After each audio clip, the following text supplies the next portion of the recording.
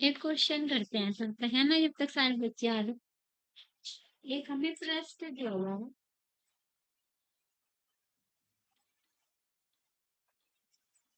इस प्रश्न से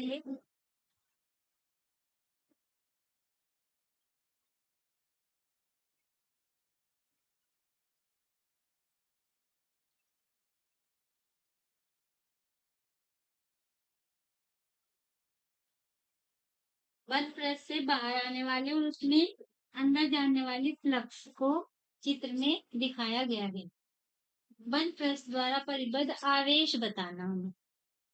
इसमें हमें उल्टा करना है, उल्टा दिया है कि हमेशा हमें क्या करके रखते थे, आवेश बताते थे, हमें फ्लक्स बताना होता था। वो स्लो ही हम इसमें लगाएंगे, ठीक है ना। यहाँ पे जो हमारा विद्युत फ्लक्स है 5, इसका देखो यूनिट नहीं लिखा है मैंने, बताना क्या होगा इसका यूनिट। फ्लक्स का यूनिट कल बताया था 5 ई ए न्यूटन गुलाम मीटर पर मीटर स्क्वायर नहीं मीटर स्क्वायर, तो न्यूटन मीटर स्क्वायर पर ये इन सब का मात्रक होगा।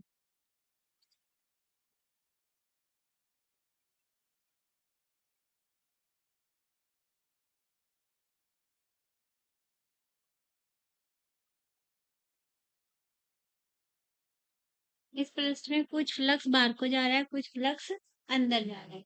अब हमें क्या करना है, क्या निकालना है, इससे आवेश निकालना है, इस पे कितना आवेश होगा। तो पहले नेट फ्लक्स बताइए कैसे निकालेंगे। नेट फ्लक्स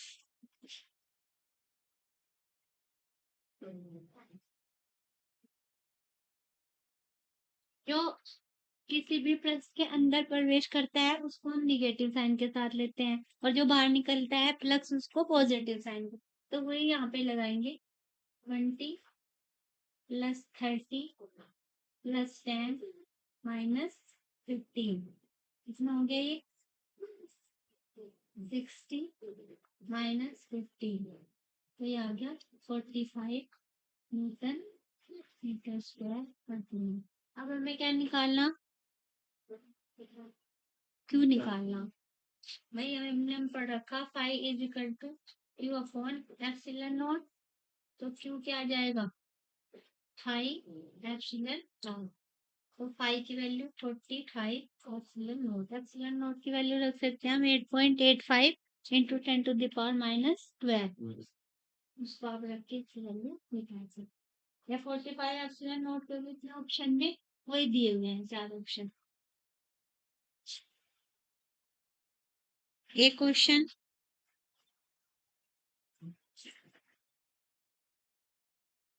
हमने तुम्हें कल करवाया भी थी, कि हमें एक पृष्ठ दिया हुआ है, इससे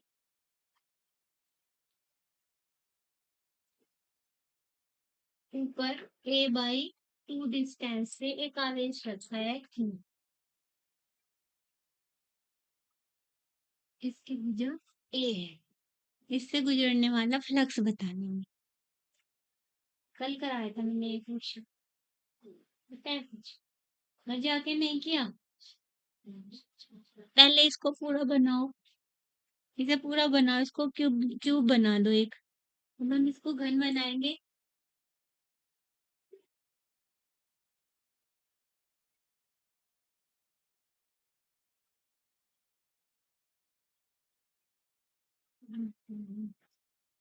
ऐसा से बनना है इस टाइप से।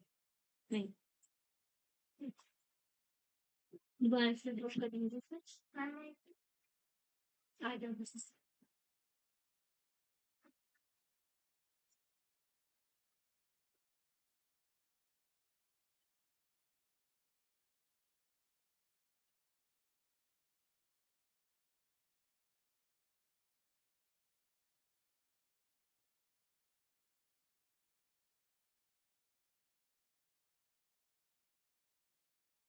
इसमें तो दोनों को बंधनों की कुछ एक ही राइटिंग्स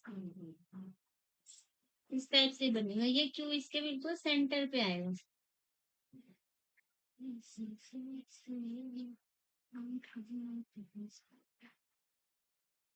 ऐसे करेंगे, ऐसे ठीक है, ये दिया हुआ है ना, अब बन जाएगा ये ये यहाँ आएगा क्यों,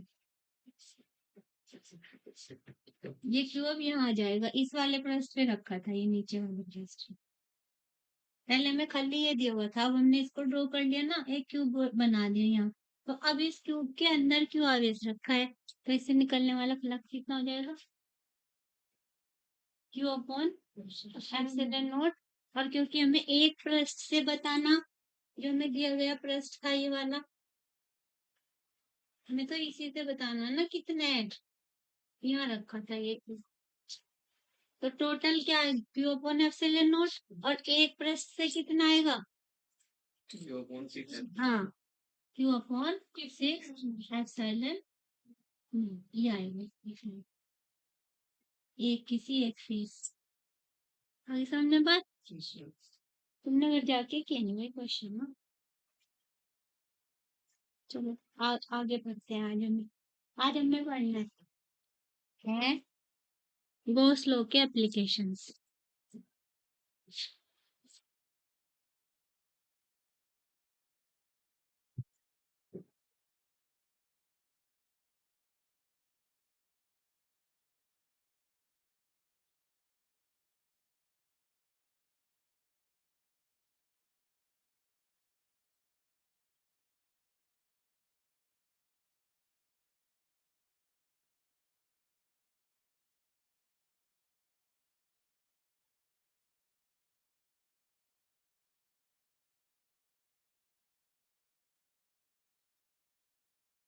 सबसे पहले गॉस लॉ का स्टेटमेंट क्या है, गॉस लॉ में हमें बताया गया था कि कोई भी यदि क्लोज सरफेस है तो उससे पास होने वाला जो इलेक्ट्रिक फ्लक्स होगा वो उसमें कितना चार्ज बाउंड है उसका, 1/एप्सिलॉन नॉट के इक्वल होगा। अब इस चीज का यूज करेंगे, उससे पहले हमें गॉसियन सरफेस के बारे में पढ़ेंगे। हम यहाँ पे अलग अलग गॉसियन सरफेस मानेंगे, जो एक सममिति पृष्ठ होता है, सिमेट्रिक सरफेस, जिसके हर पॉइंट पे इलेक्ट्रिक फील्ड की वैल्यू सेम होती है। इसलिए उससे हमारी जितनी भी एप्लीकेशंस होंगी, यहाँ पे जैसे हम निकालेंगे, सबसे पहले एक अनंत लंबाई का वायर लेंगे, है ना, और उस पे क्या है, यूनिफॉर्मली चार्ज डिस्ट्रीब्यूशन होगा, उससे आर डिस्टेंस पर हमें निकालना है इलेक्ट्रिक फील्ड की वैल्यू। तो वो हम इलेक्ट्रिक फील्ड निकालने के लिए ही गॉस लॉ का इस्तेमाल करके आसानी से निकाल सकते हैं। हम कूलॉम लॉ से भी निकाल सकते हैं, लेकिन उससे बहुत लंबा पड़ेगा और बहुत लेंथी उसकी कैलकुलेशंस होंगी, और इससे बड़ी इजीली हम उसको निकाल पाते हैं। तो इसमें गॉसियन फर्स्ट की शायद मैंने लिखा था, गॉसियन फर्स्ट,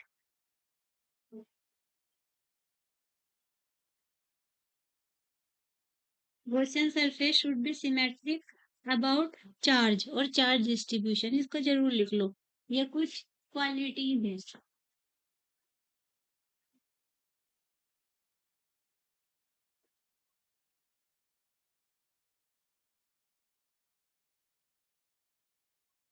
क्योंकि इसमें हमें हर जगह गॉसियन सरफेस ही लगाना पड़ेगा। सबसे पहले बताया Gaussian surface should be symmetric about the charge. ये बताओ, जो हमारा गॉसियन गॉसियन पृष्ठ होता है ना, वो जिसका भी हम चार्ज के अराउंड उसको बनाए, या किसी भी सतत जो आवेश वितरित हुआ है किसी भी पृष्ठ पे, जैसे एग्जांपल से समझ लो, मान लो ये वायर है हमारे पास, चार्ज डिस्ट्रीब्यूशन कल मैंने बताया था, हमने यहाँ इसे प्लस क्यू आवेश दिया स्टार को, और इसकी लंबाई अनंत है, बहुत लंबा वायर है। तो ये जो चार्ज होगा ये इसकी लंबाई पे कंटिन्यूअसली डिस्ट्रीब्यूट हो जाएगा। ऐसा नहीं होगा कि मतलब हम जो अपने सिलेबस में पढ़ेंगे वो कंटिन्यूअस चार्ज डिस्ट्रीब्यूशन ही पढ़ेंगे, सतत आवेश वितरण पढ़ेंगे। अब ये क्यू आवेश तुम नहीं कह सकते कि यहाँ रखा है ना, ये पूरे पे एक समान रूप से वितरित होगा। तो अगर इसका इतना सा भाग लेना था तो उसके लिए हमने एक नई टर्म इस्तेमाल की थी, क्या कहा था उसे, रेखीय आवेश घनत्व। रेखीय आवेश घनत्व का लैम्डा पढ़ा था हमने सी, क्या था, एकांक लंबाई का आवेश। सबको हिंदी में समझ में आता है, बस फिर ठीक है। तो ये आ जाएगा कूलम पर मीटर। अब इसका जो मैं तुम्हें बता रही थी पहला नियम, जब भी हम गॉसियन सरफेस कोई अपने यहाँ, ये हमारा एक इमेजिनरी पृष्ठ होता है, गॉसियन पृष्ठ, काल्पनिक पृष्ठ। इसको हम इसके चारों ओर, मान लो जो इसके यहाँ पॉइंट बना लिए तुमने, यहाँ पॉइंट बना लिए, तो इस पॉइंट पे इसके कारण जो इलेक्ट्रिक फील्ड होगा इन सब पे समान होगा। तो हम यहाँ एक ऐसा पृष्ठ ड्रॉ करेंगे जो क्या होगा, एक बेलन होगा। तो ये बेलनाकार हमने गॉसियन पृष्ठ इमेजिन किया, क्योंकि हम क्या निकालना चाहते थे, इससे पी डिस्टेंस की दूरी पे एक पॉइंट, सॉरी आर डिस्टेंस पे एक पॉइंट है पी, जिसपे हमें विद्युत क्षेत्र की तीव्रता निकालनी है, इलेक्ट्रिक फील्ड इंटेंसिटी निकालनी है इस पॉइंट पी पे। ये हमारा क्वेश्चन है, ये गॉस लॉ की एप्लीकेशन है। तो उसके लिए सबसे पहले जो हमने गॉसियन सरफेस इमेजिन किया वो कैसा होना चाहिए कि उसके हर पृष्ठ पे सिमेट्री होनी चाहिए। ऐसा नहीं है कि ये इससे कम दूर, ये इससे ज्यादा दूर। तो यहाँ दिख रहा है ना, बिल्कुल सारा, अगर एक पॉइंट है, इस ये पॉइंट चार्ज है, इसके चारों तरफ हम गॉसियन सरफेस खींचेंगे तो ऐसे एक सर्कल आ जाएगा, क्योंकि इससे इस सर्कल का हर पॉइंट सेम डिस्टेंस पे होगा। ये सारी क्या बनेंगी, इसकी त्रिज्याएं बनेंगी, है ना, और इसके केंद्र पे आवेश रखा। तो ये भी कैसा है, एक सिमेट्रिक सरफेस। दूसरा जो इसका इलेक्ट्रिक फील्ड क्या होना चाहिए, सभी पॉइंट्स पे समान होना चाहिए। जो हमने गॉसियन पृष्ठ लिया है उसके सभी बिंदुओं पर विद्युत क्षेत्र समान होना चाहिए। लिख लो।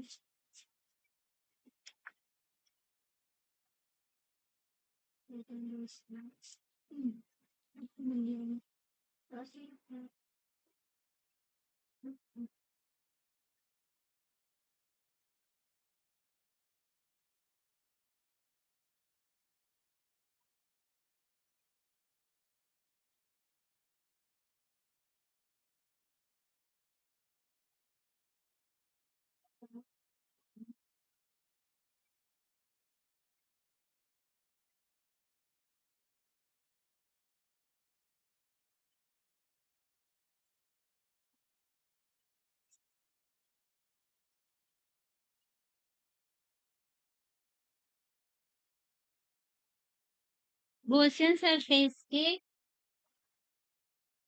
अंदर जो भी हम चार्ज लेंगे वो गॉसियन पृष्ठ के अंदर होना चाहिए, उसके किनारे पे कहीं स्थित नहीं होना चाहिए। अगर कहीं बाहर ले लेंगे क्यू को तो फिर वो हमारा गॉसियन पृष्ठ नहीं कहलाएगा, क्योंकि उससे चार्ज अगर इसके बीच में होगा तभी तो सिमेट्री बैठेगी इलेक्ट्रिक फील्ड की। अगर हमने यहाँ कोने पे रख दिया तो फिर यहाँ से तो इसकी डिस्टेंस ज्यादा है और इसकी डिस्टेंस कम है, तो इसके हर पॉइंट पे इलेक्ट्रिक फील्ड की वैल्यू सेम नहीं रहेगी। तो हमारा जो आवेश है वो गॉसियन पृष्ठ के अंदर ही होना चाहिए। अब हम अपने मेन टॉपिक पे आ जाते हैं जो हम पढ़ रहे थे।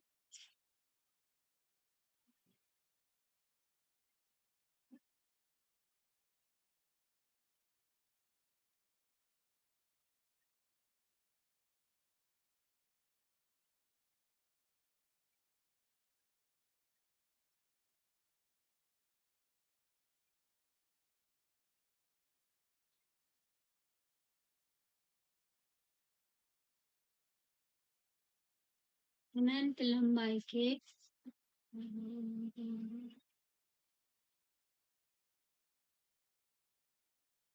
आवेशित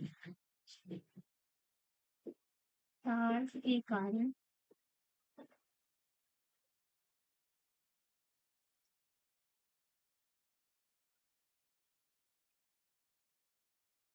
विद्युत क्षेत्र की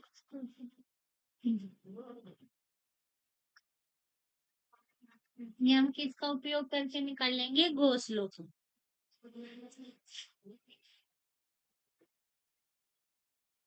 इधर समझ में आ रहा है सबको? इंग्लिश में कोई हिंदी का दिक्कत तो नहीं आ रही? हिंदी इंग्लिश फिर ठीक है।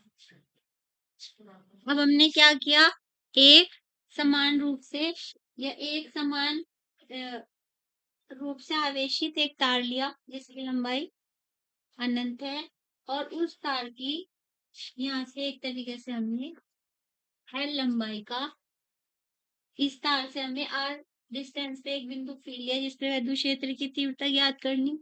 तो आर से होते हुए, आर डिस्टेंस यानी कि पी से होते हुए हमें गॉसियन पृष्ठ की कल्पना करते हैं जिसके हर बिंदु पर विद्युत क्षेत्र की तीव्रता समान है। अब हमें क्या निकालना है, क्योंकि हम गॉसियन थ्योरम का इस्तेमाल करेंगे, उसमें आता क्या है? फाई। फाई आएगा उसमें, यहाँ से फाई निकाल लेंगे। कैसे निकालते हैं फाई? कल मैंने निकलवाया था ना बहुत सारे। सबसे पहले इस तार के कारण इलेक्ट्रिक फील्ड की डायरेक्शन ये होगी। अब यहाँ हमें क्या करेंगे, छोटा सा पृष्ठ क्षेत्रफल लेंगे और इस पृष्ठ क्षेत्रफल पर भी एक अभिलंब ड्रॉ करेंगे जो कि क्या होगा, क्षेत्रफल वेक्टर को प्रदर्शित करेगा, क्षेत्रफल वेक्टर की डायरेक्शन को प्रदर्शित करेगा। ये इधर हो गया। ए और ई, इनकी डायरेक्शन कैसी है? एक जैसी। यहाँ पे ऐसे हम यहाँ पे इस वाले पृष्ठ से देखेंगे तो इससे ऊपर की तरफ जाएगा हमारा जो, अगर यहाँ छोटा सा ले ले तो ये आ जाएगा डीए। इसको भी छोटा सा हमने लिया, डीए बोलते हैं। ये डीए का तो पता होगा तुम्हें, है ना? एक डेल्टा होता है और एक डी होता है। जब डेल्टा से भी बहुत छोटा आ जाए, इतना छोटा कि जो इतना एरिया हम ले रहे हैं वहां पे ए की वैल्यू कोई चेंज ना हो। अगर चलो इतने डिटेल मिल जाते, बस बहुत छोटे एरिया। इस वाले पृष्ठ पे अगर हम छोटा सा पृष्ठ ले, इस पे भी परपेंडिकुलर ऐसे ड्रॉ होगा तो ये भी इसकी डीए की वैल्यू है। अब हमारे एक पृष्ठ तो हो गया ये वाला इसका, ये एक नीचे वाला पृष्ठ। भाई इसके तीन पृष्ठ होते हैं बेलन के।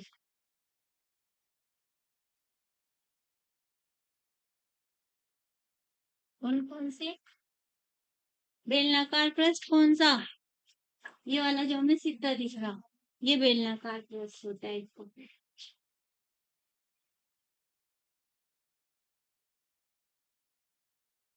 और दूसरा ये कैसा होता है? समतल पृष्ठ। एक ये समतल पृष्ठ।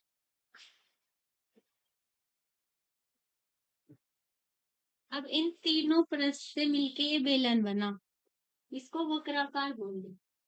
बेलनाकार ना बोल के वक्राकार, वक्र के आकार का है जो घूमा हुआ है पृष्ठ। तो इन तीनों से जाने वाला जितना भी हमारा विद्युत फ्लक्स होगा उसको कैलकुलेट करेंगे और उसे जोड़ देंगे, वही क्या निकल के आएगा, टोटल विद्युत फ्लक्स यहाँ पे निकल के आएगा। तो देखो कितना है, 5 1। ये वाला हमने लिया वन पृष्ठ राउंड वाला, क्या निकाल लेंगे? क्या है पाई का समीकरण? डी डॉट डी ए, है ना?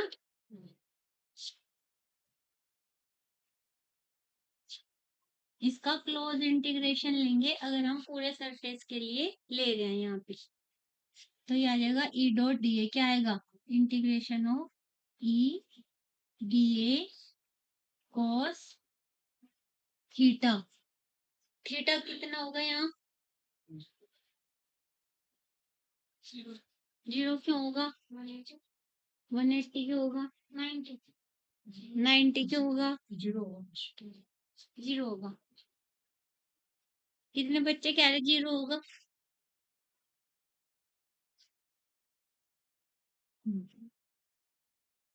एक बच्चा कह रहा बस। तुम भी कह रहे? बस ये कह रहा था, मैं भी कह रहा, चल भी है। तुम्हें पता है क्यों होगा? बताओ चलो। अगर तुम कह रहे 0 होगा, चलो तुम्हारी बात मान ली। तुम कह रहे 90 होगा, तुम्हारी बात मान ली। तुमने कहा 180 होगा, तुम्हारी बात मान ली। अपनी बात को प्रूव करो। 0 है तो क्यों, 90 है तो क्यों, 180 है तो क्यों? जीरो से ये और ये डायरेक्शन से ये उसमें है, डायरेक्शन में। पहले बताओ थीटा किस किस के बीच का एंगल होता है? ई का और ए क्या? कौन सा वाला ए? पृष्ठ के साथ, पृष्ठ वाला ए, या पृष्ठ पर खींचा अभिलंब? वेक्टर ए पृष्ठ क्षेत्र के साथ, जो हमारा सदिश जो हम उसको सदिश क्षेत्रफल बोलते हैं ना, तो ये हमारा वेक्टर ए, जो अगर ये हमारा पृष्ठ है ए, तो इस पे खींचा जो अभिलंब होगा, ये हमारा वेक्टर ए की डायरेक्शन को रिप्रेजेंट करेगा। तो पृष्ठ पर खींचे अभिलंब के साथ बना कौन होता है? तो सही जिसने 0 बताया, क्योंकि ये देखो अभिलंब उस इस पृष्ठ पे हमने एक अभिलंब ड्रॉ किया, इधर आया, और ई तो है इधर, तो ये कितना हो गया? 0। अगर तुम ये वाला भी ले लेते हो इसका, तो इसमें भी ई इधर ही है, ये पॉजिटिव वायर है ना, तो इसके इस साइड और इस साइड सेम ही रहेगा, चाहे तो इधर बना लो चाहे इधर बना लो। ये दो पृष्ठ नहीं है, एक ही पृष्ठ है, ये ऐसे घुमा हुआ, तो इसके किसी भी पॉइंट से हम ले सकते हैं। तो दोनों ही स्थिति में क्या आएगा? cos 0। क्या हो जाएगा ये? Integration of e d a. E को बाहर निकाल लो, यहाँ डी ए। इंटीग्रेशन का मतलब होता है जोड़ना। सारे सारे पृष्ठ क्षेत्रफल के छोटे छोटे अवयवों को यदि हम जोड़ देंगे, तो क्या इसका क्षेत्रफल बन जाएगा? ये वक्राकार पृष्ठ का पृष्ठ क्षेत्रफल है, वो कितना होता है? बेलन का पृष्ठ क्षेत्रफल, फॉर्मूला पता है? 2πr l। तो ये आ जाएगा E इंटू 2πr l, जहाँ r बेलन की त्रिज्या है और l उसकी लंबाई है। अब हमने φ1 निकाल दिया, अब दो और निकालने हमें समतल पृष्ठ से। इसको हमने φ2 मानना और इसको φ3 मानना।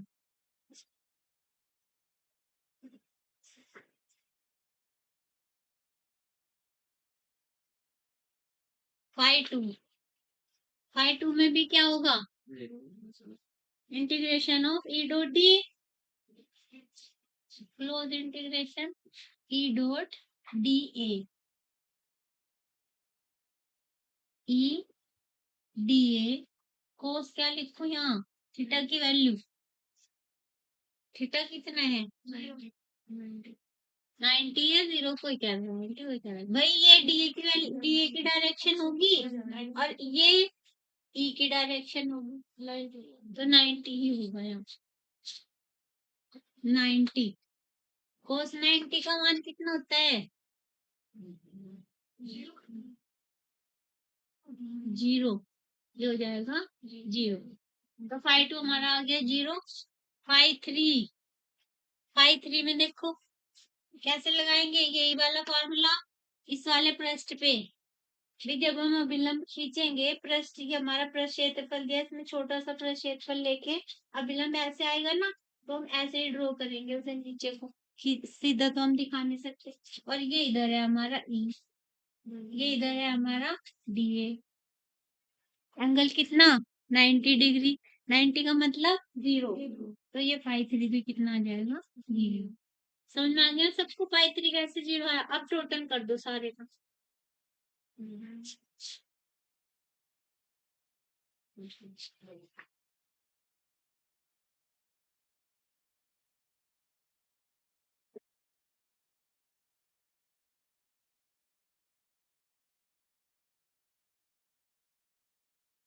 ए इंटू 2πr l आ जाएगा।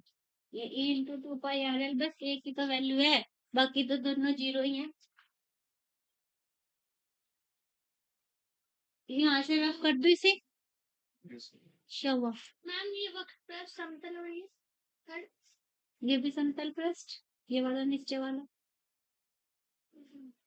ये कल भी मैंने बताया था कि जब हम देखते हैं ना, हमें ये वक्र दिखता है चित्र में देखने से, और ये समतल दिखता है, जबकि ऐसा नहीं है। का सबसे अच्छा उदाहरण क्या दिया था? पेन देख लो अपना। इसका ये वाला पृष्ठ जो ऐसे गोल वाला है ना, यही है हमारा वक्र पृष्ठ, और इसका जो ऊपर से अगर तुम ऐसे काट दोगे तो वो बनेगा इसका समतल।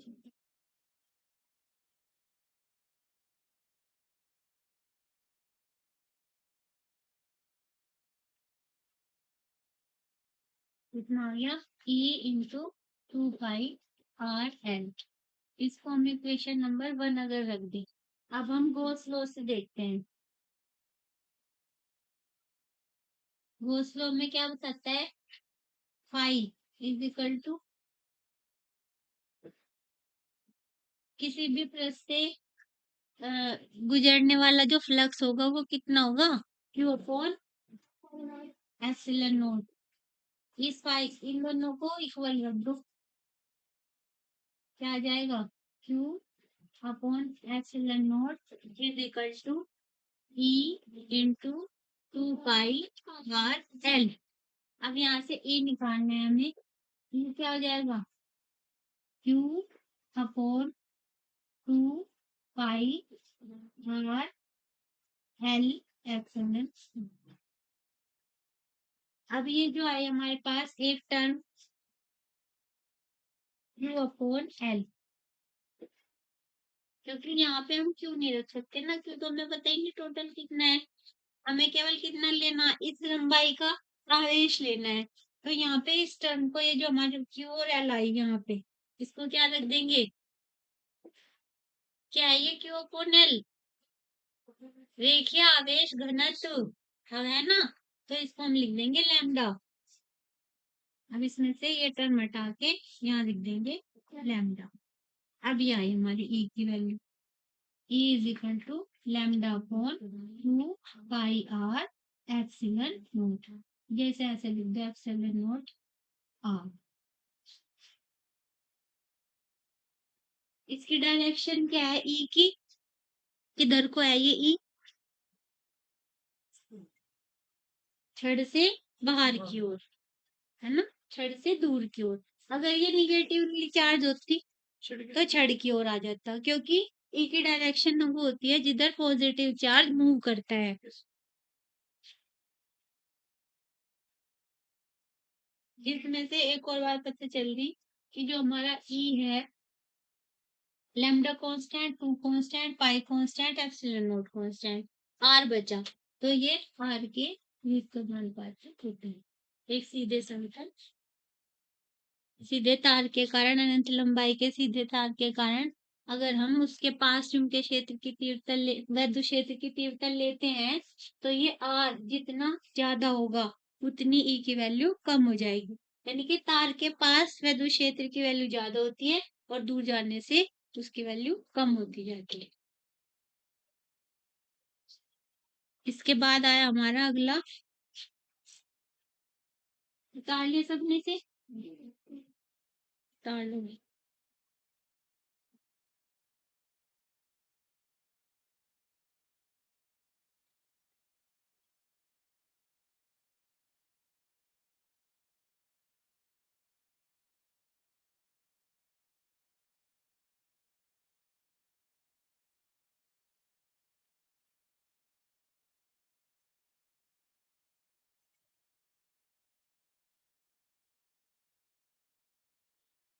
इस पे कभी कभी क्वेश्चन आ जाता है कि ई और आर के बीच का ग्राफ कैसा होगा। तो उसमें जब हमारी ये अनुक्रमानुपाती वाली लाइन है, तो इसमें इधर ई लेंगे, इधर आर लेंगे, और ग्राफ हमारा ऐसा है।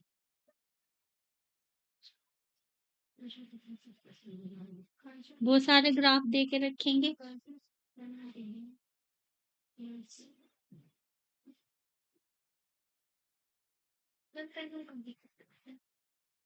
कर दे वही वही वाला कर दे, इधर वाला। लाइट तो जलाई दे।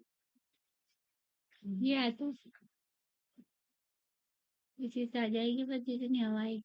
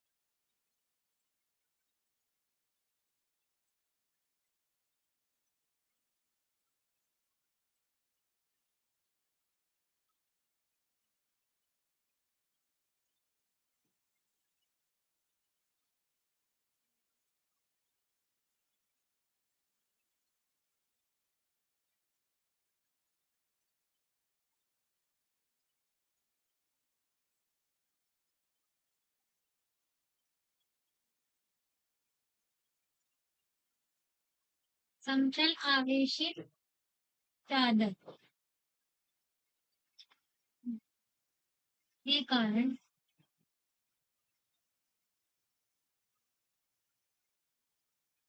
वन अद्भुत क्षेत्र।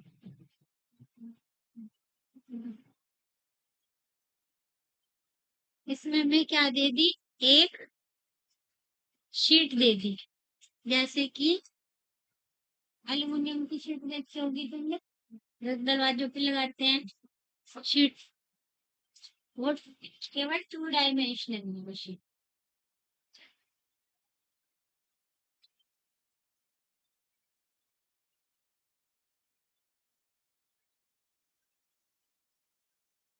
ये एक समान रूप से आवेशित है।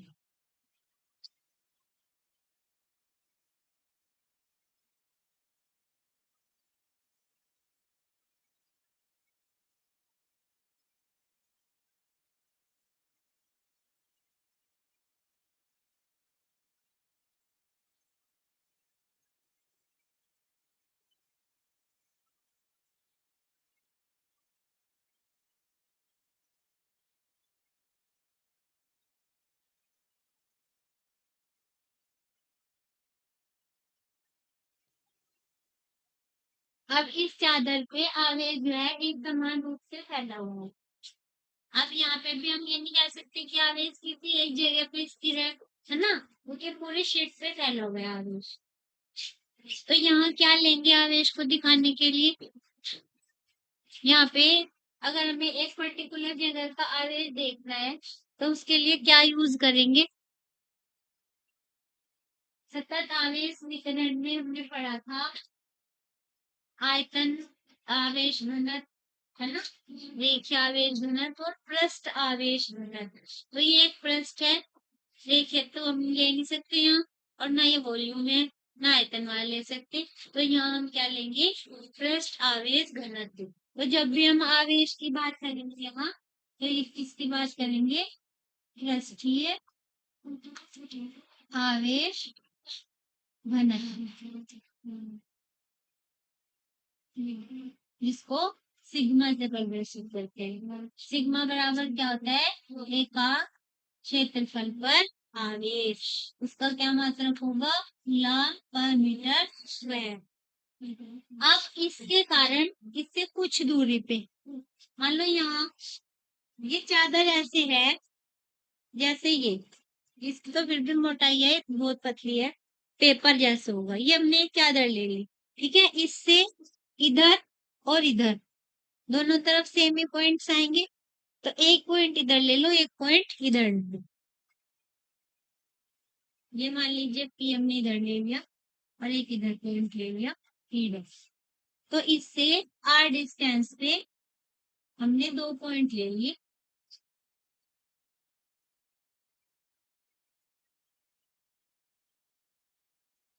इससे हमें क्या करना है, वैद्युत क्षेत्र ज्ञात करना है कि इस चादर के कारण कितना वैद्युत क्षेत्र उत्पन्न हुआ है, वैद्युत क्षेत्र की तीव्रता पी पॉइंट पे क्या है। तो इसमें हम इनसे गुजरने वाला एक गॉसियन फर्स्ट ड्रॉ करेंगे ऐसे।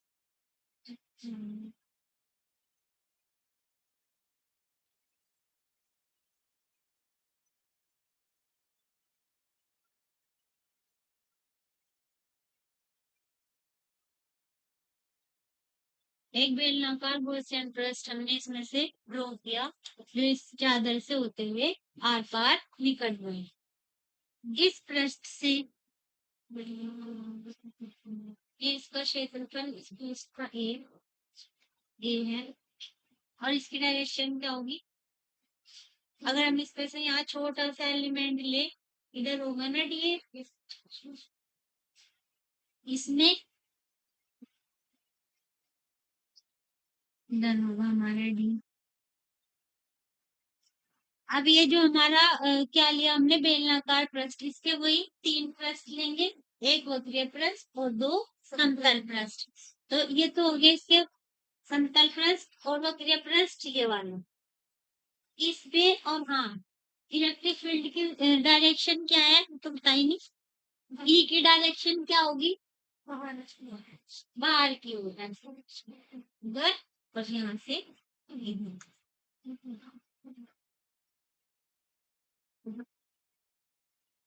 ई इधर डी इधर, ई इधर ये वाला डी इधर। अब ये जो हमारा वक्र ये वाला पृष्ठ है, इस पे भी हम एक छोटा सा पृष्ठ लेंगे और इस पे डी की वैल्यू ऊपर की तरफ रहेगी और ई इधर रहेगा। एंगल कितना बना? 90 डिग्री। तो वक्र पृष्ठ से गुजरने वाला जो फ्लक्स हो जाएगा वो कितना हो जाएगा? 0। और केवल समतल पृष्ठ से बचेगा तो उसी को लिखेंगे फाई 1। इसको पृष्ठ 1 मान लो, इसको पृष्ठ 2 मान लो और इसको पृष्ठ 3 मान लो। तो पृष्ठ 1 के कारण विद्युत फ्लक्स कितना हो जाएगा? E integration of E dot d क्या जाएगा ये 0 पहले पृष्ठ से। पहला हमारा ये वाला समतल पृष्ठ है, इस पे डी इधर है और ई भी इधर ही है, दोनों सेम डायरेक्शन में है ना, तो 0 नहीं आएगा। क्या आएगा? ई डी ए कोस 0।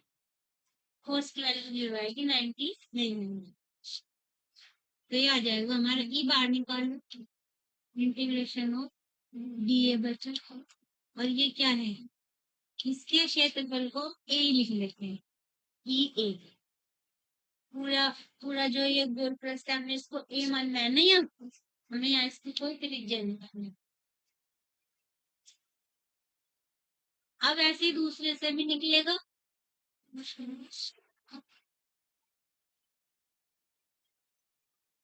ये आएगा। और तीसरे पृष्ठ से 90 इसको निकाल के दिखा देंगे क्योंकि ये जीरो आने वाला है ना। इंटीग्रेशन में डी और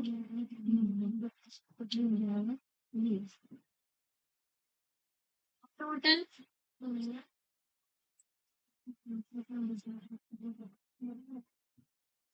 फाइव 1 फाइव 2 फाइव दोनों ही नहीं, यहाँ से रख कर दिए, यहाँ लिखे ई ए प्लस ई ए प्लस 0 कितना आ गया? 2 ई ए। फिर यहाँ वही लिख देंगे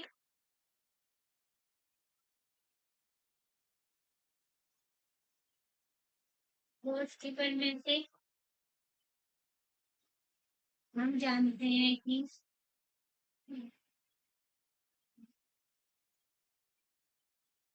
पाई इक्वल टू क्या होता है? Q upon epsilon not. क्या आ जाएगा?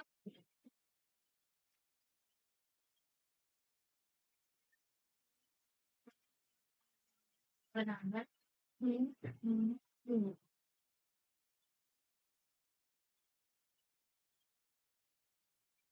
यहाँ वाला दिख रहा है बच्चों को? तो ये क्या आ जाएगा? E is equal to Q upon epsilon naught e. ये क्या बनेगा? ये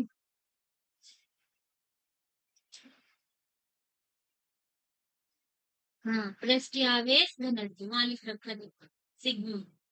तो ये हम क्या लिखेंगे? E is equal to sigma upon 2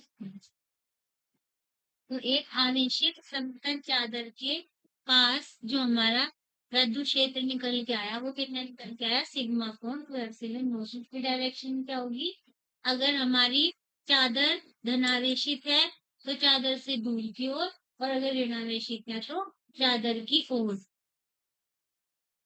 और इसमें एक बात और बच्चों देखो ध्यान से, इसमें आर नहीं है। आने आने साल में यानी कि समतल आवेशी चादर के कारण जो विद्युत क्षेत्र उत्पन्न होता है वो आर पे डिपेंड नहीं करता, यानी कि इसके आर आसपास कुछ दूरी तक सेम ही रहता है।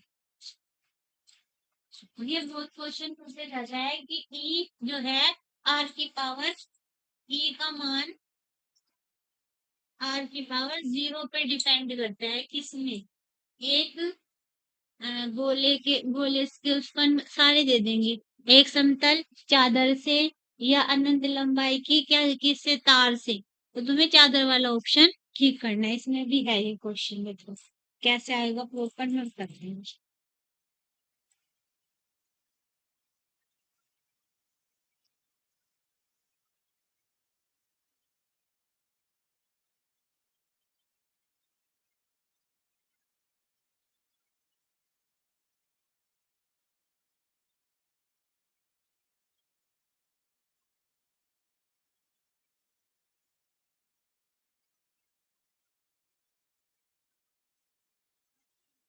पर रज्जु क्षेत्र कितने में से इसके लिए आर की पावर 0 के अनुसार बदलता है?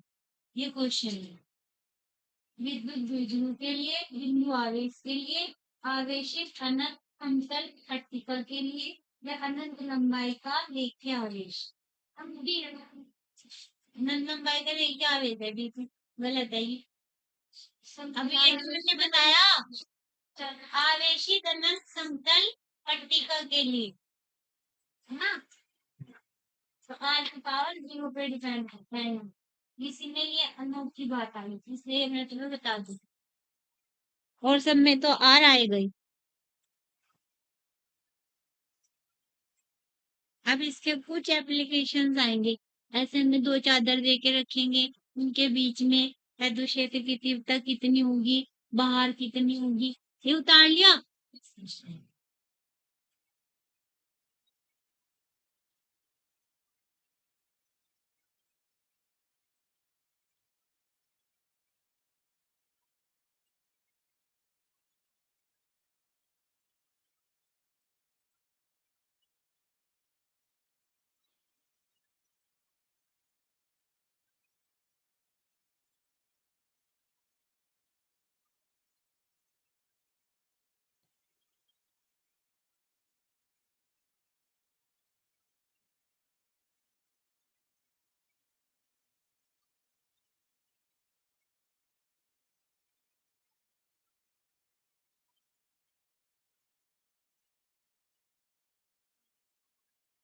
ये हमें तो चादर दी,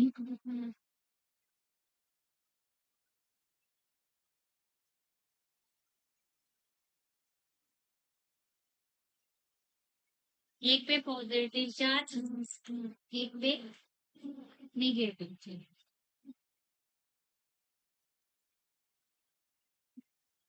3 पॉइंट दिए हमें, पॉइंट ए, पॉइंट बी और पॉइंट सी। इन चादर के मध्य बिंदु पे, बाहर वाले बिंदु पे बी और सी पे विद्युत क्षेत्र की तीव्रता की वैल्यू में ज्ञात करनी। सबसे पहले जब भी हम कहीं पे भी विद्युत क्षेत्र की तीव्रता निकालते हैं तो उसकी डायरेक्शन देखते हैं क्या होगी। परिणामी तीव्रता तभी हम ज्ञात कर सकते हैं जब हमें उनकी डायरेक्शन पता हो। फिर वो जुड़ेगी या घटेगी इस पर डिपेंड करेगा ना उनकी डायरेक्शन से। तो सबसे पहले अंदर वाले पॉइंट पे आ जाइए शिफ्टिंग। अगर हम इस चादर को 1 नाम दे दें और इसको 2 नाम दे दें, तो चादर 1 के कारण ए पे जो विद्युत क्षेत्र की तीव्रता होगी वो कौन सी डायरेक्शन में होगी?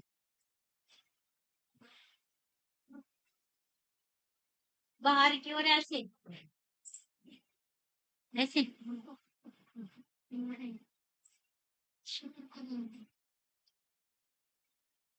ये नेगेटिव है। यहाँ पॉजिटिव चार्ज अपने मन में सोच के रखो। किसी को बताना नहीं हमने क्या किया। हमने बस अपने मन में सोचा, यहाँ एक पॉजिटिव आवेश रख दिया, छोटा सा नन्हा सा, जिसको टेस्ट चार्ज बोलते हैं। अब ये अब सोचो ये किधर चलेगा? ये चादर की तरफ चलेगा ना। तो इसलिए इसके कारण जो विद्युत क्षेत्र की डायरेक्शन आएगी वो ये आएगी। तो ये है E1। अब हमें चादर नंबर 2 के कारण बताना कि इस पे विद्युत क्षेत्र की तीव्रता कितनी होगी। फिर क्या रखेंगे अपने मन में सोच के, वहां एक पॉजिटिव टेस्ट चार्ज रखेंगे। फिर सोचो कहाँ को चलेगा वो? अब की बार कहाँ को चलेगा? निगेटिव की तरफ को चलेगा। पॉजिटिव से तो दूर ही भागेगा इससे। लेकिन हम निकाल रहे हैं इससे किसके कारण, इसलिए इसके कारण भी क्या आएगा? इधर ही आएगा। ये आएगा हमारा और नेट कितना हो जाएगा इसके बीच में? दोनों की डायरेक्शन सेम है। E1 plus E2। इसकी जो वैल्यू हमने अभी निकाली थी वही रहेगी। E1 की वैल्यू क्या है? Sigma upon 2 epsilon not plus sigma upon 2 epsilon not. तो ये कितना हो जाएगा? 2 सिग्मा अपॉन 2 एप्सिलॉन नॉट, यानी कि सिग्मा अपॉन एप्सिलॉन नॉट। अब बाहर आ जाओ बिंदु सी पे। बिंदु सी पे कैसे देखेंगे? बिंदु सी पे भी हमें E1 और E2 की वैल्यूज निकालनी है, मतलब डायरेक्शन निकालनी है। वैल्यू को बाद में देखेंगे। तो क्या लिखेंगे? पहले इस वाले पे चले या इस वाले पे चले बताओ? सी पे चलते हैं। सी पे आगे कौन सी चद्दर के कारण देखना चाहते हैं सबसे पहले? 1 वाली के कारण। तो 1 वाली चद्दर के कारण यहाँ पे क्या रखेंगे? छोटा सा टेस्ट चार्ज। किधर चलेगा? इधर चलेगा। ये है E1। अब जब हम दूसरी चद्दर के कारण निकाल लेंगे ना तो इसे भूल जाएंगे। ये नहीं अब हमारे रास्ते में कभी तुम सोचो इसकी वजह से इस पे कोई अवरोध उत्पन्न होगा, नहीं, इसे हमें देखना ही नहीं। अब फिर हम यहाँ छोटा सा टेस्ट चार्ज रखेंगे, है ना? और ये किधर को चलेगा?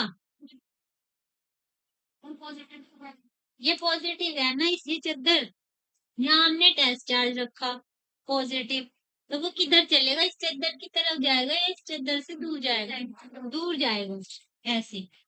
और ये जो 1 और 2 है इन दोनों का जो पृष्ठ घनत्व है सेम है। आवेश पृष्ठ घनत्व सेम है। तो E1 और E2 की वैल्यूज भी सेम होंगी, लेकिन डायरेक्शन अलग अलग। अगर एक ही पॉइंट पे दिखा दूं मैं इन्हें ऐसे, ये E2 और ये E1, दोनों की लंबाई समान आनी चाहिए तीर की, ताकि हमें दिखे कि ये इक्वल परिमाण है इनकी। क्या करेंगे? दोनों के मान समान, डायरेक्शन उल्टी। डायरेक्शन उल्टी का मतलब चिन्ह बदल के जोड़ दो उसका, है ना? तो एक माइनस एक प्लस और बराबर माइनस। तो ये क्या आ जाएगा? Sigma upon 2 epsilon not minus sigma upon 2 epsilon 0। यहाँ पे कितनी रहेगी? 0। अब यहाँ पे आ जाओ, इस वाले पॉइंट की बात करेंगे। इस वाले पॉइंट पे पहले चद्दर 1 के कारण निकालो, इसको भूल जाओ, ये है नहीं। जब हम इसकी बात करेंगे तो ये नहीं होगी, जब हम इसकी बात करेंगे तो यहाँ तो हमें ये दिख ही नहीं रही कैलकुलेशन। तो अब बी पे छोटा सा टेस्ट चार्ज रखेंगे। ये निगेटिव चद्दर है दूसरी, तो ये क्या करेगी? उसे अपनी तरफ अट्रैक्ट करेगी। तो ये E1। अब यहीं पे एक दूसरा टेस्ट चार्ज वही वाला रख लो, चाहे सोचने की बात है, चाहे 3 4 सोच लो, कौन सा कुछ घट रहा हमारा सोच रहे हैं। तो यहाँ से इधर को चलेगा दोनों। तो यहाँ भी क्या जाएगी? जी। अब एक और कंडीशन मान के चलते हैं, दोनों सेम चार्ज से चार्ज है। प्लस इनका जो हमारा आवेश प्लस बनाता है, जैसे इसका पॉजिटिव इसका निगेटिव है, ऐसे हम दोनों इसको अच्छा उतार लीजिए।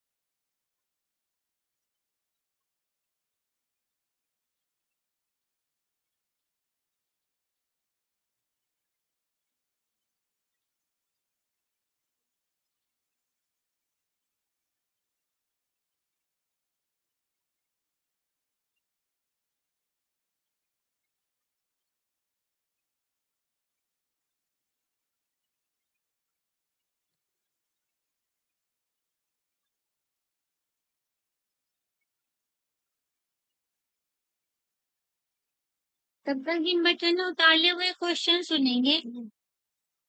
एल भुजा का एक घन दे रखा। एल भुजा का एक घन एक समान वैद्युत क्षेत्र ई में रखा है, जहाँ ई बराबर है ई आई। ई की वैल्यू दे दी हमने ई आई। घन से निर्गत वैद्युत फ्लक्स क्या होगा? घन से निकलने वाला वैद्युत फ्लक्स क्या होगा? घन से रखी तब मैंने सवाल करवाए थे।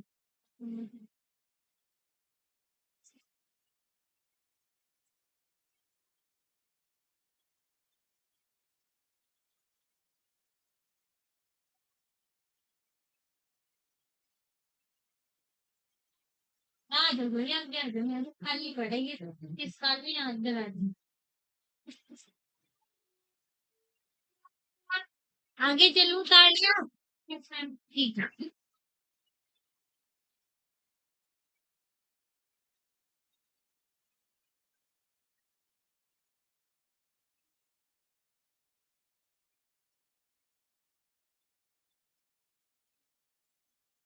अब की बार हमने दोनों सेम सेम कर दी।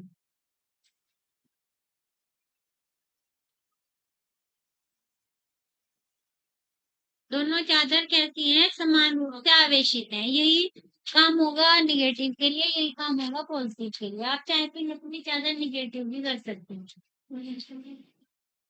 तो अब हमें वही 3 पॉइंट बता दे रखे, ए बी और सी।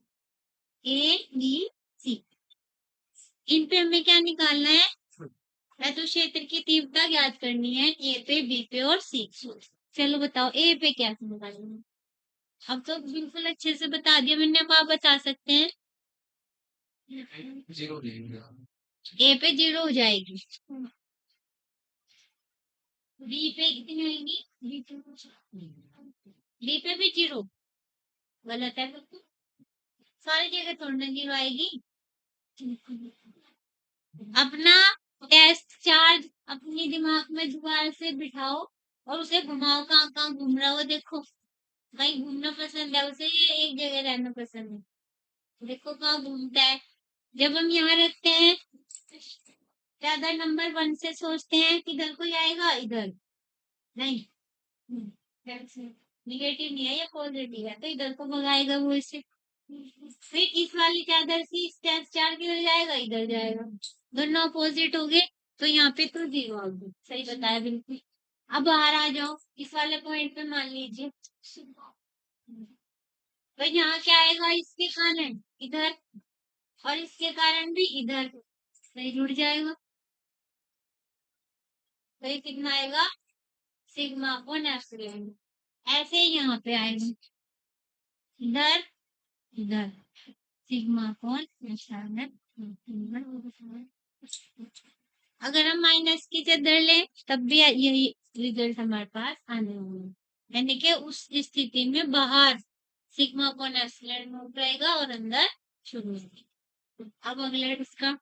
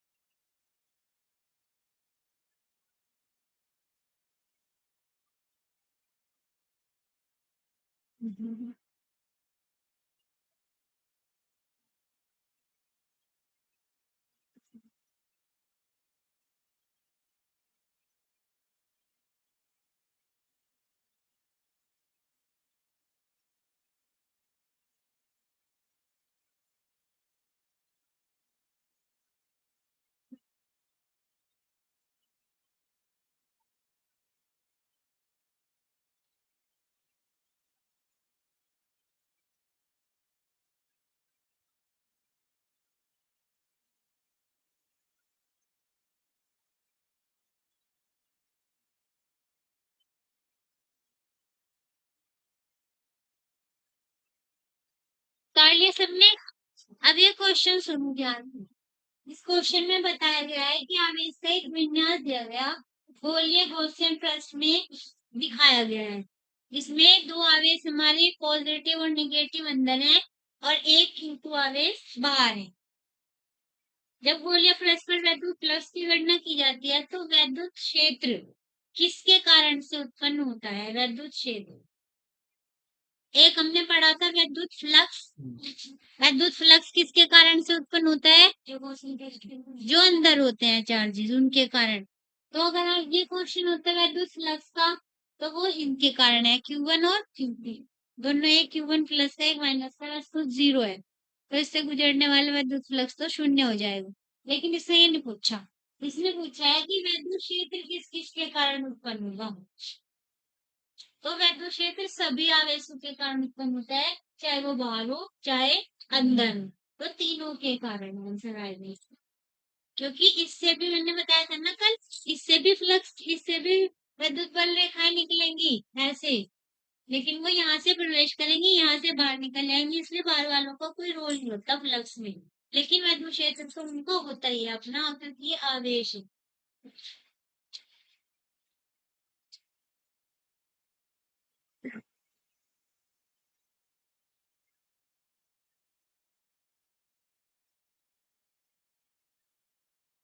चादर के बारे में कोई क्वेश्चन आए तो आप कर सकते हैं। अब हम इसका अगला मूंगफली हो गया उसे पढ़ने जा रहे हैं।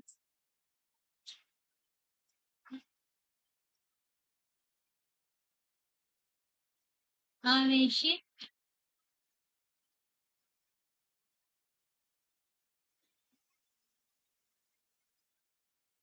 गोलीय कोश।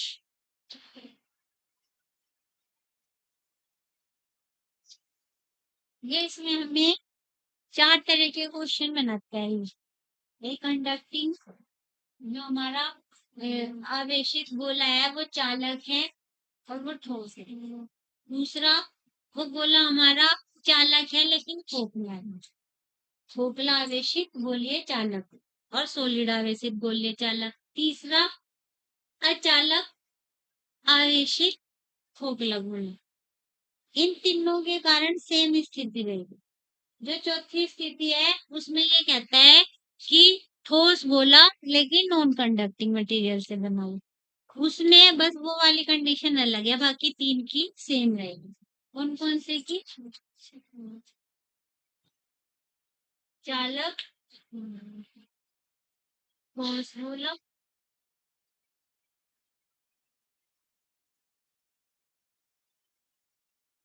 गोलीय कोश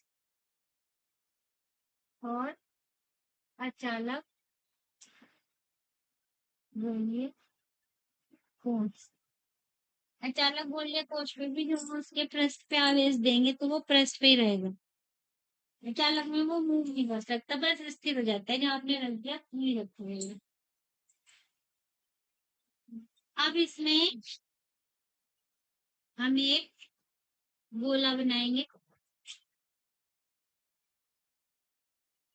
इस गोले को हमने क्या दे रखा? पॉजिटिव क्यू आवेश इसको दिया तो ये क्या हुआ इसके पृष्ठ पे एक समान रूप से विचलित होंगे।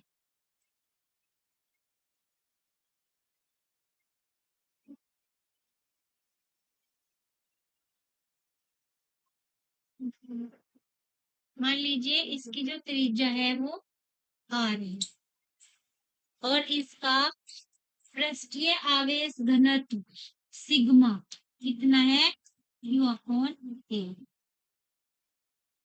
तो ये आ जाएगा हमारा Q upon 4 pi R square. ये सबसे पहले हमें पता है 4 पाई आर स्क्वायर कहाँ से आया, गोले का पृष्ठ क्षेत्रफल यदि उसकी त्रिज्या आर है। देखो मैंने क्या गड़बड़ करी, त्रिज्या आर मैंने वहां स्मॉल लिख दी जबकि यहाँ हमने कैपिटल ले रखी, तो यहाँ आर स्क्वायर करना। अब हमें करना क्या है, इस इस गोले से आर डिस्टेंस पे बाहर एक गोला, यानी कि आर डिस्टेंस दूरी पे जब आर कैसी हो, ग्रेटर देन आर हो, तब जब आर स्मॉलर देन आर हो, जब आर स्मॉलर देन आर होगा तो अंदर का पॉइंट आएगा, जब आर ग्रेटर देन आर होगा तो बाहर का एक पॉइंट आएगा। वहां पे हमें वैद्युत क्षेत्र की तीव्रता याद करनी है इस आवेशित गोले कोश के कारण किसका प्रयोग करते हुए, गॉस लॉ को उपयोग करते हुए। तो अब हमें यहाँ से ये मान लीजिए आर डिस्टेंस पे एक पॉइंट है पी जिसपे हमें क्या निकालनी है, वैद्युत क्षेत्र की तीव्रता ज्ञात करनी है। इसके लिए हम क्या करेंगे, एक काल्पनिक गॉसियन पृष्ठ खींचेंगे। अब इसमें हमारा गॉसियन पृष्ठ का आकार कैसा होगा, गोलीय ही होगा। भाई ऐसा पृष्ठ जिसके हर बिंदु पे इस कोश के कारण वैद्युत क्षेत्र की तीव्रता समान रहे, यानी कि आर उसकी हर तरफ से समान हो। ये वाली डिस्टेंस भी यहाँ कहीं जाके आर, ये यहाँ कहीं जाके आर, ये यहाँ कहीं जाके आर, ये जब ये सारी ऐसे समान आ जाएंगी तो ये जो बिंदु बनेंगे ना, जब हम इनको जोड़ेंगे तो ये क्या बनेगा, एक गोला बनेगा, ये बनेगा। वहां से थोड़ा सा दिख रहा है गोल दूर से, ठीक है, समझ में आ रहा है ना कितने गोल है बस। मम्मी को पेपर सुंदर सा बना लूं।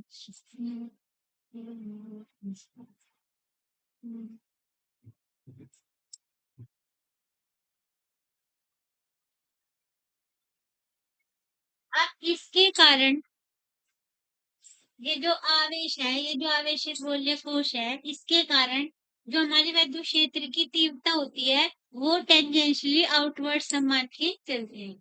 ये ऐसे निकलेगा इसमें, इधर किसकी वैल्यू, ई की वैल्यू, तो यहाँ से भी ई इधर ही रहेगा हर जगह से। तो अगर हम यहाँ इसके पृष्ठ पे छोटा सा क्षेत्रफल वेक्टर मान लें तो इसकी डायरेक्शन भी क्या होगी, सेम होगी, जो किसकी है, ई की है, वही डायरेक्शन यहाँ डी ए की हो जाएगी। अब इससे निकाल लेंगे, five is equal to integration of E dot B, ये कितना आ जाएगा, ई को बाहर ले लो, सॉरी पहले से पूरा लिख लो, e d a cos zero. Close integration हम यहाँ इसलिए लिख रहे हैं क्योंकि ये हमेशा बंद पृष्ठ के लिए ही लागू होगा, जो हमारा क्या है, फ्लक्स। अब ई को बाहर लिख लो, अंदर आ गया हमारा डी ए, और डी ए है क्या, इंटीग्रेशन ऑफ डी ए का मतलब जितने भी एलिमेंट है सारे जोड़ दो तो पूरा पृष्ठ आ जाएगा, बाहर वाले गोले का पूरा पृष्ठ। तो ये कितना आ जाएगा, 4 पाई आर स्क्वायर। ये किसकी वैल्यू होगी, 5, और 5 है कितना गॉस लॉ से, कितना लिखते हैं हम 5 को, q upon epsilon not is equal to E into 4 pi R square. तो ई किसके बराबर आ जाएगा यहाँ? E is equal to Q upon 4 pi epsilon not R square. तो ये ऐसा फार्मूला आया जो क्यू आवेश, यदि ये हम इसका पूरा आवेश इसके केंद्र पे सोच लें, अगर यहाँ पे एक क्यू चार्ज रखा होता तो उससे आर डिस्टेंस दूरी पर ये तो निकलती विद्युत क्षेत्र की तीव्रता है ना। तो ये ऐसे बिहेव कर रहा है कि जैसे ये क्यू आवेश इसके केंद्र पे रखा है और उससे 8 मीटर की दूरी पर हमें विद्युत क्षेत्र की तीव्रता प्राप्त होती है। अब क्योंकि क्यू तो हमारे पास है ही नहीं, हमारे पास क्या है? Q upon 4 pi R square. अभी आ जाएगा, इसको आर स्क्वायर से ऊपर और आर स्क्वायर से नीचे गुणा कर देते हैं हम। तो क्या होगा, क्योंकि ये वाला आर नहीं चाहिए हमें, ये वाला चाहिए, तो ये आ जाएगा Q upon 4 pi R square into R square upon epsilon not R square. किसे कर रहे हैं हम ये सब? सिग्मा बनाने के लिए।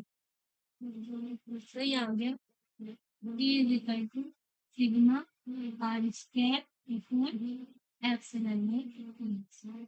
तो यहाँ से देखो सिग्मा कांस्टेंट, आर इसकी रेडियस है वो भी कांस्टेंट, एप्सिलॉन नॉट कांस्टेंट है, ई क्या है? ई किस पे डिपेंड कर रहा है? आर पे। और कैसे? इसके वर्ग से व्युत्क्रमानुपात में। इसका भी जब हम ग्राफ खींचते हैं तो ये भी ऐसे ही लिखते हैं।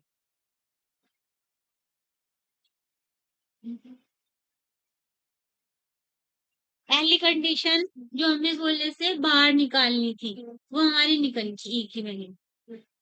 अब दूसरी कंडीशन में गोले के पृष्ठ पे आ जाइए, गोले के पृष्ठ पे आर बराबर आर रख देंगे, इसी से निकल जाएगी।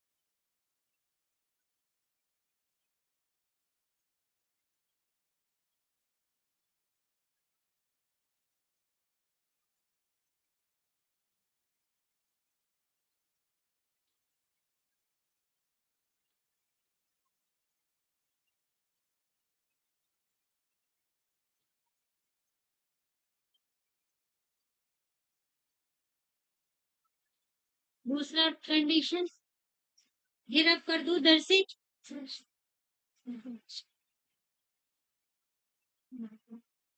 ये हमारी पहली कंडीशन पूरी होगी जब आर आर से बड़ा था।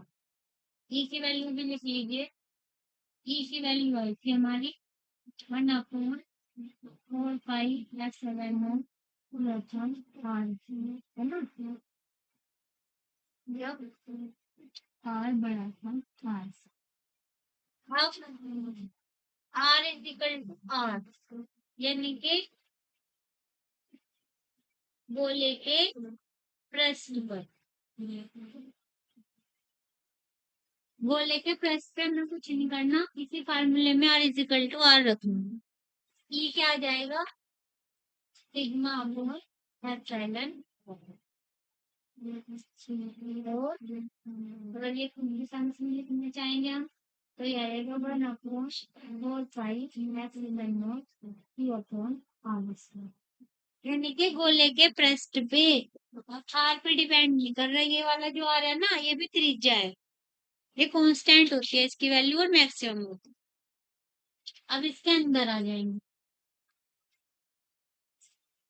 जब आर क्या है? स्मॉलर देन आर है, गोले के अंदर की जब हम बात करते हैं तो यहाँ कोई आवेश नहीं है। आवेश तो नहीं है ना यहाँ अंदर। सारा का सारा आवेश कहाँ है? पृष्ठ पे है इस गोले के। तो जब इस गोले के अंदर कोई आवेश ही नहीं है तो यहाँ से कोई विद्युत फ्लक्स ही नहीं गुजरेगा। तो इससे गुजरने वाला फ्लक्स कितना होगा? शून्य होगा। तो इसलिए ई बराबर 0। ई बराबर 0। तो ये याद रखेंगे कि जो हमारा आवेशित चालक गोलीय कोश होता है उसके अंदर क्या होती है? विद्युत क्षेत्र की तीव्रता शून्य।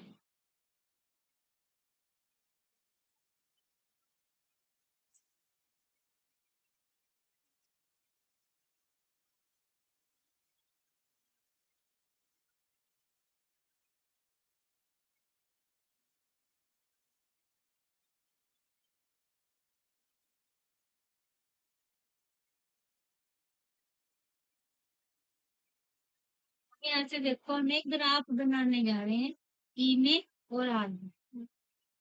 गोले के अंदर यहाँ ये 0, एक पॉइंट हमें ये मिला। इसके पृष्ठ पे मान लो हमने ये की मैक्सिमम वैल्यू यहाँ रख रखी तो ये मैक्सिमम मिला। इसके बाद कंडीशन है ना इसके बाद। तो ये कैसे चलेगा? न्यू चलेगा। जब तक गोले के अंदर रहेंगे हम तब तक हमारा विद्युत क्षेत्र की तीव्रता शून्य रहेगी। फिर ये ऐसे कांस्टेंट होके बढ़ेगी, ये लाइन मिलेगी हमें और फिर ऐसे बढ़ेगी। ये वाला ग्राफ इसका बनता है। ये वाला क्वेश्चन भी कई बार आया। खाली ग्राफ दे देंगे 3 4 और आवेशित गोलीय कोश के कारण आर और ई के बीच कौन सा ग्राफ सही है इसमें बताना है।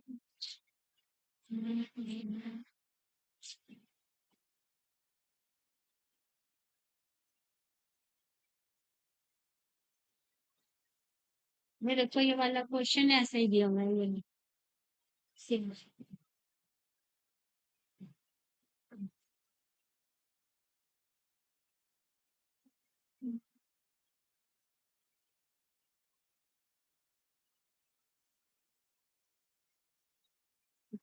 एक दिया में रखो, सब बच्चे ध्यान से सुनेंगे इस क्वेश्चन को।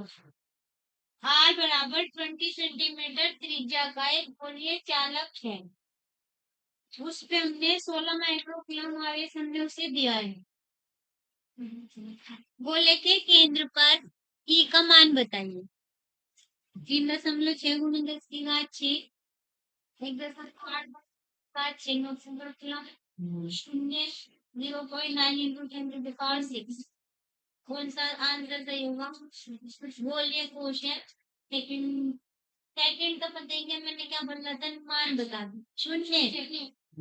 भाई गोलियां तो उस दिया ना और उसकी त्रिज्या दे दी 20 सेंटीमीटर और ये कहा कि उससे हमने 16 माइक्रोकूलम का आवेश दिया। तो वो 16 माइक्रोकूलम का आवेश तो उसके पृष्ठ पे समान रूप से वितरित हो जाएगा, है ना? और अंदर क्या रहेगा? हमेशा भी पढ़ा अंदर विद्युत क्षेत्र का शून्य होती है तो अंदर ही 0 होगा। कुछ कैलकुलेशन करने की जरूरत नहीं है। 3 चीजें अगर तुम्हें दे रखी हो, ठोस ये चालक चालक ठोस गोला भी चाहे दे रखा हो, चाहे गोलीय ठोस दे रखा हो, अचालक गोलीय ठोस दे रखा हो, तीनों में ये 0 रहेगा।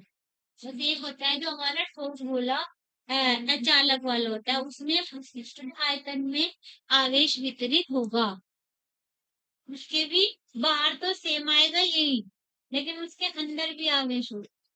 ये पूरा आवेश उसके अंदर तक लेके रहती है, इसलिए उसमें अंदर हो।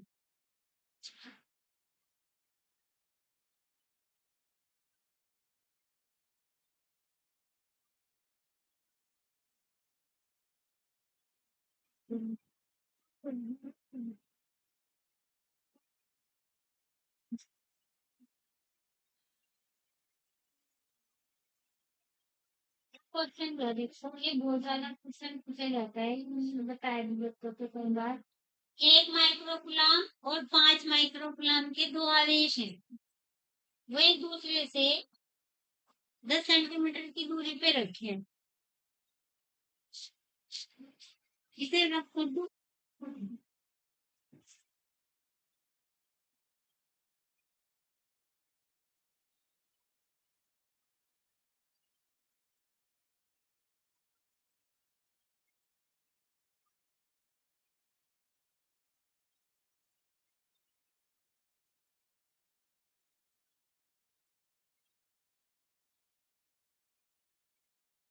इनके बीच लगने वाले, ये सी और एम दोनों स्मॉल लेटर्स होते हैं। इनके बीच लगने वाले बलों का अनुपात बताना। मान लो ये 1 माइक्रोकुलाम, इस पे F1 बल लगा रहा और ये इस पे F5 बल लगा रहा, 5 है ना ये, तो F1 रेशो F5 बताना है। ऐसे सवाल अगर हमारे पास आते हैं कि दोनों एक दूसरे पे जितना बल लगाते हैं उसका अनुपात बताइए। जब हम एक के कारण यहाँ इन दोनों के बीच लगने वाला बल निकालते हैं तो ये इस पे एक बल आरोपित करेगा, ये इस पे, दोनों में क्या आएगा, Q1 Q2 बटे आर स्क्वायर आएगा। के क्या है हमारा 9 × 10⁻⁹ या 1/4 तो ये राशि दोनों में समान आने वाली, जितना बल ये इस पे लगाता है ना उतना ही ये इस पे लगाता है। दोनों का अनुपात हमेशा एक अनुपात एक आएगा, हल करने की जरूरत नहीं है। क्या आंसर आएगा इसका? अगर कोई भी दो दे दे, या तो 1 और 5 दिए, 10 और 20 दे दे, उनके ये कह दे कुछ डिस्टेंस पे रखे हैं, 20 सेंटीमीटर पे रखे हैं, उन पे वो एक दूसरे पे जो बल लगा रहे हैं उसका अनुपात बताइए। बस इस चीज को तुम्हें ध्यान से पढ़ना, वो एक दूसरे पे सेम बल लगाएंगे। अगर आप यहाँ से भी देखेंगे, जब हम इससे लगने वाले बल को यहाँ पे निकालेंगे तब भी Q1 Q2 रखेंगे, इससे लगने वाले बल को निकालेंगे तब भी Q1 Q2 रखेंगे, तो गुणा एक ही आएगी डायरेक्शन में से। उनके हिसाब से अनुपात एक नहीं। एक बहुत छोटा सा क्वेश्चन है, किसी उदासीन धात्विक गोले से 10 की घात 14 इलेक्ट्रॉन निकाल लिए हमने। कितने इलेक्ट्रॉन निकाल लिए? 10 की घात 14।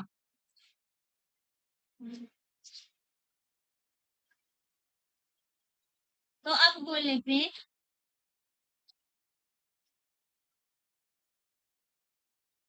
कितना आवेश आएगा, और कैसा कैसा होगा, वो पॉजिटिव होगा या निगेटिव होगा? बिल्कुल वैसे क्वेश्चन है कि चलते एनवायरमेंट के आधार आवेश का पॉइंट। हाँ, सही बताया। और कितना होगा? Q is equal to N E से निकाल दो। एन हमें दे रखा 10 की घात 14, ई हमें दे रखा 1.6 इंटू 10⁻⁹ बस आज तुम्हें इतने पढ़ाना था मुझे। अब तुम्हारा वाला खत्म हो गया यूनिट, अगला शुरू होगा।